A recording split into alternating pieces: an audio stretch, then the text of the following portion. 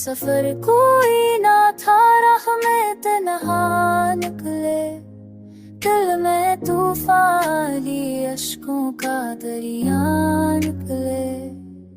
चंदनी रात में ख्वाबों का धुआं फैल गया, हम चरागों की तरह खुद ही से जलता निकले।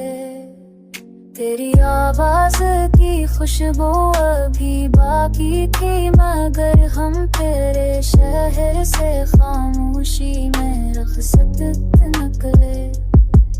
कोई उम्मीद का जगनो भी ना चमकता, दिल मेरा ऐसी थी के साए भी डरता निकले।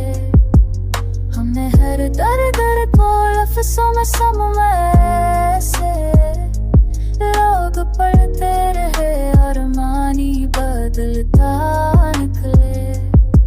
जिंदगी तुझसे शिकायत बहुत थी, लेकिन हम तेरे दर से भी बेबात ही हंसता निकले। जो भी देखा वही चेहरा तेरी सूरत जैसा, हम जगह भी एक से ही मिलता निकले।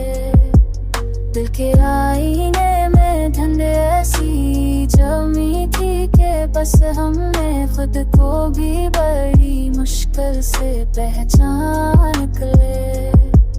वक्त के हाथों खिलौना सा बना बैठे थे, फिर भी हिम्मत का दिया हाथ में जलता निकले।